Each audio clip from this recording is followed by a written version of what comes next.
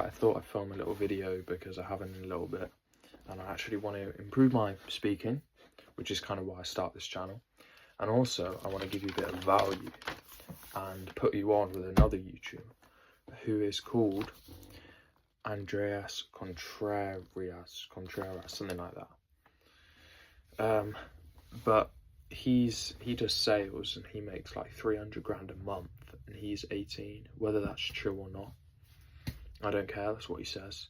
But he has so much value in his videos, and genuinely, I watched his most recent video.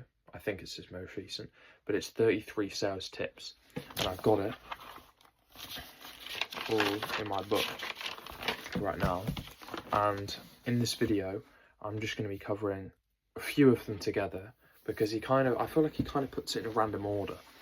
Like he goes emphasizing pain, putting effects on peers, and then he goes into like certainty and guarantees. Actually, I might have just done that myself, but I think he put it in random order, and I'm gonna actually, this video is gonna all be on the part in sales of emphasizing the pain, and giving your customers or clients an identity, changing their identity so they think what they're doing right now is what's giving them pain, and what you have to offer is the solution to end that pain. So he has a few techniques, and the first one is, after they say they're not happy with their current situation, whether that be sales, fitness, whatever, I'm going to use because I do websites for landscapers. You would say, yeah, I'm not saying this is the kind of person you are, man, but what kind of person do you think it would make you if you just said, you know what, there is a solution, but I'm just going to keep doing blah, blah, blah. I'm just going to keep having no presence online, even though it would help me, and I'm just going to keep doing nothing. Like, what do you think that would make you? Like, who do you think that would make you? I kind of messed it up because I'm new to this, obviously, but it's so good. It's like giving this person an identity, because after you say, who do you think this would make you? Because you've presented all these negative attributes, and you say, if you have all of these, which is what would happen if they don't buy from you, if you have all of these things, who do you think that would make you? And then they'll say like lazy, risk averse, blah blah blah, and they'll label themselves with something negative. So when it comes to closing, then they'll think, oh, but I don't want to be lazy, and if I do that, then I'll be lazy. And emphasizing that, you can put the effects of not following through with the sale on the people around them, saying, and besides yourself, man, because obviously you're going to be better off, you not continuing to grow the business and then getting outcompeted more and more. Like, who do you think that would affect other than yourself within the business?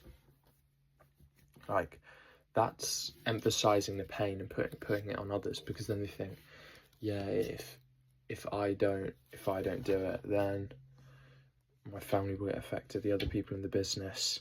And then you can say, well, yeah, you're a good owner for saying that, and that attaches a positive identity to the action by saying you're a good owner. Like, another thing, yeah, I'm a good owner. Wow. Or you could do the positive spin on it, which is you being able to grow the business more and more. Who do you think that would affect within the business? Positive. But obviously, I feel like you should go for the negative, because people are more driven by avoiding pain rather than shooting for positivity. And when you say the positive line of you're a good owner, after you've said all of that, it's like it makes them self-accountable, and they want to stay like that in your mind. Like when someone says, if they care about providing for their family, and you say like, yeah, you're a good father for saying that, man, then they think, yeah, I'm a good father, and they want to keep that image within your mind. That's about certainty, that's about guarantee. Yeah. All right, the next one's really important, especially for me because I'm a kid, and I guess a lot of you watching right now will also be quite young, getting into sales, whatever. And even if you're not 15 years old or whatever, I'm 16 by the way, even if you're an adult, this will still give you lots of value, and it's borrowing authority. Sorry, I'm a bit out of breath, I just ran down the stairs. If you're on a business call with someone which doesn't respect you, because for whatever reason, because it might be because you're a kid, or they're just arrogant and they think they know better than you, you can borrow authority from people they do respect already. And that's by using quotes of people which they know and respect.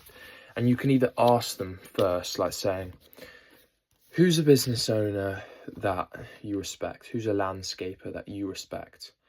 And then they'll give you a name, and then you could have a spreadsheet of people and give a quote from there. Or you could just drop it anyway from someone that they'll definitely respect, or probably respect, like, well, yeah, Jeff Bezos has this quote, blah, blah, blah. They might not like Jeff Bezos, they might hate Jeff Bezos. The issue is with billionaires, a lot of people hate them. So you've got to be a bit cautious, you know. But a lot of the time people hate them, but they still respect them. Because they know they're geniuses, but they still hate them because they're jealous. But we won't get into that. Also, another really valuable thing for making people feel the pain and changing their identity is changing identity through context. So I'll give you an example. You could say, in this world, man, there are two kinds of people. Person one, who blah, blah, blah, blah, blah. Like, person one who doesn't take risks, values certainty too much to the point where they just work a 9 to 5, get the same paycheck every month, and doesn't expand their life at all because they just stick to a guarantee. And this person two, who takes risk when they see that it has an opportunity to make their life so much better, and takes life by the hands and actually takes advantage of it and makes their life the best that it can be. But I guess the question I have for you, which one do you think will be more successful in life? And then I kind of went a bit astray there, because I said I made one seem really positive and the other one really negative. But what you've got to do, you've got to describe a bunch of negative attributes and a bunch of positive attributes, like one that's afraid of risk, one that sees risk as necessary for success. And you ask them, which one do you think will be more successful? And then once they agree that person two will be more successful, then they'll want to be like person two. And you can do that with anything.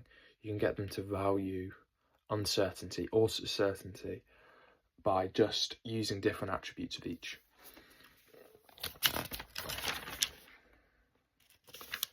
Done this. Converting objections, blah, blah, blah. Changing the meaning. That's a really valuable one. You can change the meaning by agreeing with someone, but changing what they meant. So if someone said, yeah, I want to speak to my wife just out of respect for her, you could say, yeah, of course, man.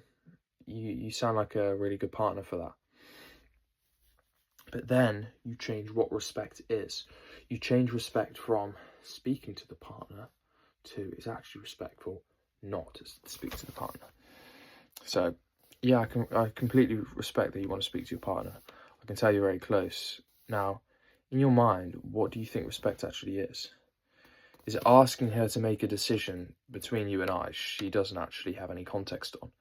Or is it making the decision you need to take to grow the business and provide for her? Because at the end of the day, that's what she really wants. And then I frame that badly, but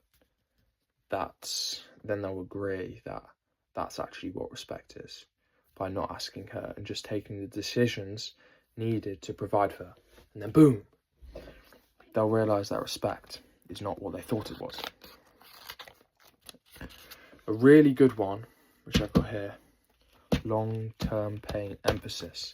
He uses this bum ba bum ba bum ba bum phrase, which is like, what do you think will happen if you don't change it in the next 2 days, 2 weeks, 2 months, or even 2 years, man?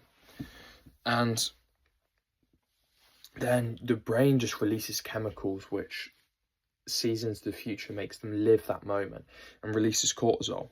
So if you were describing, like, if you're speaking to someone whose business is failing and you're saying, what do you think will happen in the next 2 weeks, 2 days, 2 weeks, 2 months, 2 years? And then they'll see like, oh my God, it will keep going down, keep failing. And then they'll have no money and be homeless, blah, blah, blah. And then their mind lives that and releases the chemicals as if it's true. And yeah, you'll be in a place where you can guide them into making a decision which will obviously benefit them, but you've also controlled them into living that environment, so you can then manipulate them to try and get out of that environment, because you paint yourself as the person who can get them out of that environment. The sheep mentality, I like this one. It's like when someone says, I feel it's too risky, or blah blah blah, then you can say it's completely normal to feel like that initially, but what you have to understand is behind risk is everything you've ever wanted. Behind every uncertain decision has been everything everyone's ever wanted. For example, in the gym, it sucks to go and then you get big and strong. And in business, it's difficult to make decisions. You have to make difficult decisions, quit your job, work 16-hour days. Then you earn lots and you can provide for others. So really, in your mind, man, what is on the other side of pain and discomfort? Blah, blah, blah. Obviously, I'm framing these so bad because this is the first time I've ever read them out loud. But genuinely, go and watch this guy after this video, because I'll write notes on these as well while you're going through this video, and it will genuinely help you out so much. Another one is make people realise that they're the ones causing the problems. So then they'll look to you for advice to fix the problems, because you have to change their belief from I have a problem so I can't do it to I am the problem, so I need your guidance. So if they don't have enough money, then you can say, for the more successful people, it's never about the resources they have, it's always about the resourcefulness, how resourceful they are willing to be. That's why so many billionaires started dead broke, living in a hut with no money. Then you say, can I share some success with my more successful clients? And obviously, say yeah, blah, blah, blah. And then you can go on to say what they did in your situation, and basically just tell them exactly what you want them to do. And then you just say they were committed, blah, blah, blah. And then you make them out to be not committed, not resourceful, because you say they were committed enough. And when you're committed enough, there's no risk too great for success. And then, boom, they're resourceful, they're courageous, you're not. It's all right to feel like that initially, but become better. I think I'm going to leave it there, and I'll make a part 2. In part 2, I'm going to cover assuming a belief, which is where you don't ask something, you assume. Engineering stories to be about them. So you say like something, something, something, and then I got this advice from this person and they told me to do this. But then you're framing it as you got this advice while you're actually giving them advice. I'll also cover using a question or statement to make them solve the confusion. I'll also use how to use rating scales and manipulate the rating scales to make them value a certain side more and add a bias to it. So if you want them to have a lower number, frame it like this. If you want them to have a higher number, which you give them, because their mind doesn't tell a difference, but how to do that.